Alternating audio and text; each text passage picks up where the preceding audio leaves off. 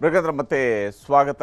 ಸಂಪುಟಕ್ಕೆ ಈಗ 60-40 ಸೂತ್ರವನ್ನು ಹೆಣೆಯಲಾಗಿದೆ ಸಂಪುಟ ವಿಸ್ತರಣೆಯನ್ನು ಮಾಡೋದಕ್ಕೆ.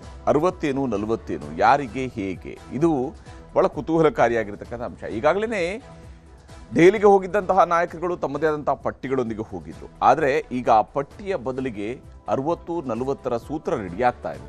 ರಾಜ್ಯ ಸಚಿವ ಸಂಪುಟ ವಿಸ್ತರಣೆಗೆ ಸರ್ಕಸ್ ನಡೀತಾ ಇರುವಂಥದ್ದು, ಸಂಪುಟದ ಬಿಗ್ ಸಸ್ಪೆನ್ಸ್ ಇನ್ನೂ ಕೂಡ ಇದ್ದೇ ಇದೆ. ಯಾಕಂದರೆ ಯಾರೆಲ್ಲ ಸಂಪುಟಕ್ಕೆ ಸೇರ್ತಾರೆ, ಕಾಂಗ್ರೆಸ್ನಲ್ಲಿ ಯಾವುದೇ ಶಾಸಕರನ್ನು ಕೇಳಿದರೆ ನಾನು ಇದ್ದೀನಿ ಲಿಸ್ಟ್ನಲ್ಲಿ ಅಂತ ಹೇಳ್ಕೊತಾರೆ. ಯಾರು ಕೂಡ ನನ್ನ ಹೆಸರು ಇಲ್ಲ ಅಂತ ಒಬ್ಬರೂ ಹೇಳೋದಿಲ್ಲ.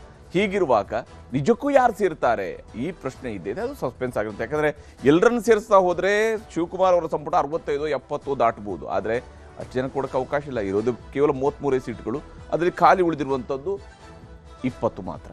ಸಚಿವರ ಹೊಸ ಲಿಸ್ಟ್ ಫೈನಲ್ಗೆ ಈಗ ಕಸರತ್ತು ನಡೀತಾ ಇದೆ.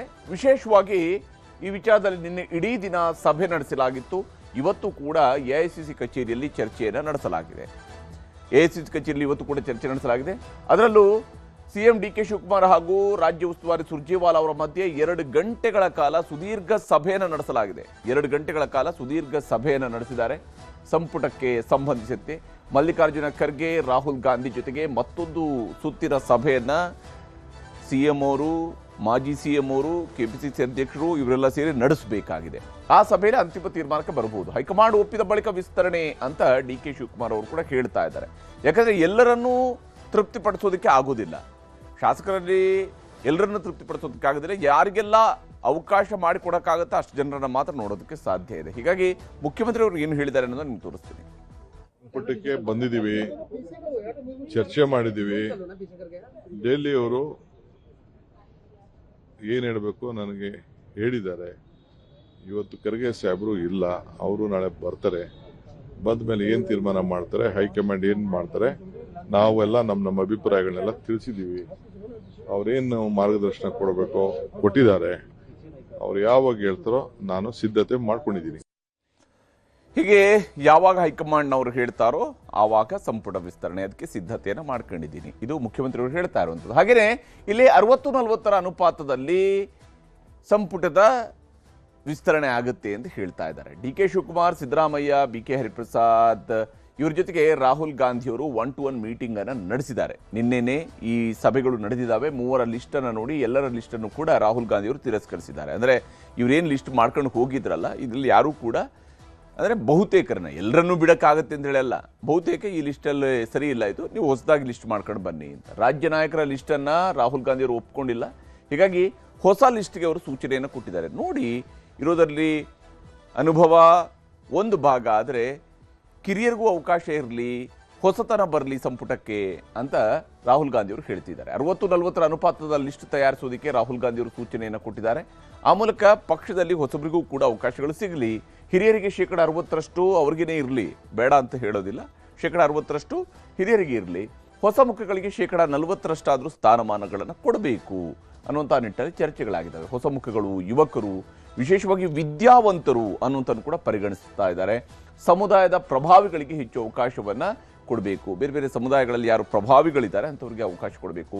ಹಳೆ ಮುಖಗಳನ್ನು ಬಿಟ್ಟು ಉತ್ಸಾಹಿಗಳ ಹೆಸರು ಕೊಡುವಂತೆ ರಾಜ್ಯ ನಾಯಕರಿಗೆ ಸೂಚಿಸಿದ್ದಾರೆ ಅವರು. ಹಳೆ ಮುಖಗಳು ಬೇಡ, ಉತ್ಸಾಹಿಗಳು ಬೇಕು, ಉತ್ಸಾಹಿಗಳ ಹೆಸರು ಕೊಡಿ ಅಂತ ಹೇಳಿ. ಹಳಬರು, ವಯಸ್ಸಾದವರು ಸಾಕು. ಆಲ್ರೆಡಿ ಅವರಿಗೆ ಪಕ್ಷ ಸಾಕಷ್ಟು ಅವಕಾಶಗಳನ್ನು ಮಾಡಿಕೊಟ್ಟಿದೆ. ಬೇರೆ ಬೇರೆ ಅವಧಿಗಳಲ್ಲಿ ಮಂತ್ರಿಗಳನ್ನಾಗಿ ಮಾಡಿದೆ. ಈಗ ಮತ್ತೆ ಅವರಿಗೆ ಬೇಡ, ಮುಂದಿನ ಸಭೆಗೆ ಹೊಸ ಲಿಸ್ಟನ್ನು ತನ್ನಿ ಅನ್ನುವಂಥ ಸಂದೇಶವನ್ನು ಕೊಟ್ಟಿದ್ದಾರೆ. ಹೊಸ ಲಿಸ್ಟ್ನೊಂದಿಗೆ ಬನ್ನಿ ಅಂತ ಹೇಳಿ. ಹೀಗಾಗಿ ಹೊಸ ಲಿಸ್ಟ್ನೊಂದಿಗೆ ಬರಬೇಕು ಅನ್ನುವಂಥದ್ದು ಇರೋದ್ರಿಂದಾಗಿಯೇ ಸಹಜವಾಗಿಯೇ ಸಂಪುಟದಲ್ಲಿ ಏನೋ ಒಂದಷ್ಟು ಹೊಸಬರಿಗೆ ಅವಕಾಶ ಸಿಗಬಹುದು ಅನ್ನುವಂಥ ನಿರೀಕ್ಷೆ ಇದೆ. ಈ 60-40 ಬಗ್ಗೆ ವಿಜಯಾನಂದ ಕಾಶಪ್ಪನವರು ಮಾತನಾಡಿದ್ದಾರೆ. He said that that ratio should be 60-40 or something. Whatever we heard the rumors. I mean, which 40%, 60 the earlier elder seniors in that way. ಇನ್ನು ಕಾಂಗ್ರೆಸ್ನ ಸಚಿವ ಸ್ಥಾನದ ಆಕಾಂಕ್ಷಿಗಳು ಕೂಡ ತಮ್ಮದೇ ಆದಂತಹ ರೀತಿಯ ಲೆಕ್ಕಾಚಾರಗಳಲ್ಲಿ ಮಾತನಾಡ್ತಾ ಇದ್ದಾರೆ. ಎಲ್ಲ ಆದಷ್ಟು ಬೇಗ ಮುಗಿಸ್ತಾರೆ. ಒಂದನೇ ಹಂತ ಪ್ರಾರಂಭ ಆಗಿದೆ ಚರ್ಚೆ, 2ನೇ ಹಂತದಲ್ಲಿ ಇನ್ನೂ ಒಂದು ಚರ್ಚೆ ಅಂತ ಇನ್ನೊಂದು ಆಗ್ಲೇಬೇಕು, ಇನ್ನೂ ಚರ್ಚೆ ಆಗಬೇಕು. ಆದಷ್ಟು ಬೇಗ ಮಾಡ್ತಾರೆ, ಮಾಡೋದು ಒಳ್ಳೇದು. ಅಷ್ಟೇ ನೋಡೋಣ. ಸೋಮವಾರ ಮಂಗಳವಾರ ಅಷ್ಟೊತ್ತಿಗೆ ಆಗ್ಬೋದಾ ಸರ್? ಗೊತ್ತಿಲ್ಲ, ಬಟ್ ಬೇಗ ಮಾಡ್ತಾರೆ ಅಂತ ಅಷ್ಟು ಗೊತ್ತಿದೆ. ಅವಾಗಂತೂ ಗೊತ್ತಿಲ್ಲ, ಬೇಗ ಮಾಡ್ಲಿಲ್ಲ. ಚರ್ಚೆ ಪ್ರಾರಂಭ ಆಗಿದೆ, ಮಾಡ್ತಾರೆ. ಸರ್, ಈಗ ಡೆಲ್ಲಿಗೆ ಹೋಗಿದ್ರು ಸರ್, ನಿಮ್ಮ ಕ್ಯಾಬಿನೆಟ್ ವಾಪಸ್ ಹೋಗಿದ್ರು. ಖರ್ಗೆ ಅವರು ವಾಪಸ್ ಬಂದರು. ಅವ್ರೇನೋ ಮಗನ ಸ್ವಲ್ಪ ಅನಾರೋಗ್ಯ ಇತ್ತು ಅಂತ, ಅದರಿಂದ ಫೈನಲೈಸ್ ಆಗಿಲ್ಲ.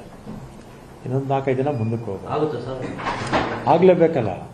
ಅಸೆಂಬ್ಲಿ ಇದೆಯಲ್ಲ, ಅಸೆಂಬ್ಲಿ ಇದ್ದಾಗ ಏನಾಗುತ್ತೆ,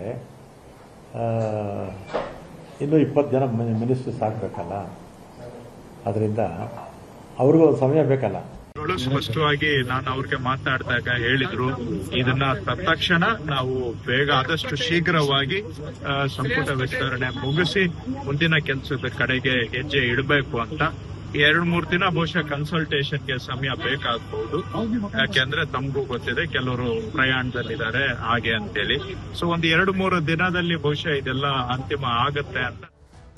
ಹೀಗೆ ಸಚಿವರುಗಳೆಲ್ಲರೂ ಕೂಡ ಆದಷ್ಟು ಬೇಗನೆ ಸಂಪುಟದ ವಿಸ್ತರಣೆ ಆಗಬೇಕಾಗತ್ತೆ, ಆಗುತ್ತೆ ಅನ್ನುವಂಥ ವಿಶ್ವಾಸವನ್ನು ಉಳಿದ ಶಾಸಕರುಗಳಿಗೆ ಮೂಡುವ ರೀತಿಯಲ್ಲಿ ಮಾತನಾಡ್ತಾ ಇದ್ದಾರೆ. ಹಾಗಾಗಿ ಶಾಸಕರಾಗಿರುವಂಥವರು ಕೂಡ ಹೆಚ್ಚು ವಿಶ್ವಾಸದಿಂದ ಕಾಯಬಹುದು. ಇನ್ನೊಂದು ವಾರದಲ್ಲಿ ಅಥವಾ ಮುಂದಿನ ಸೋಮವಾರದ ಒಳಗಡೆ, ಸೋಮವಾರ ಅಥವಾ ಬುಧವಾರದ ವೇಳೆಗೆ ತಾವು ಮಂತ್ರಿಗಳಾಗಬಹುದು ಅನ್ನುವಂಥ ರೀತಿಯಲ್ಲಿ ಕನಸನ್ನು ಕಾಣ್ತಾ ಇದ್ದಾರೆ.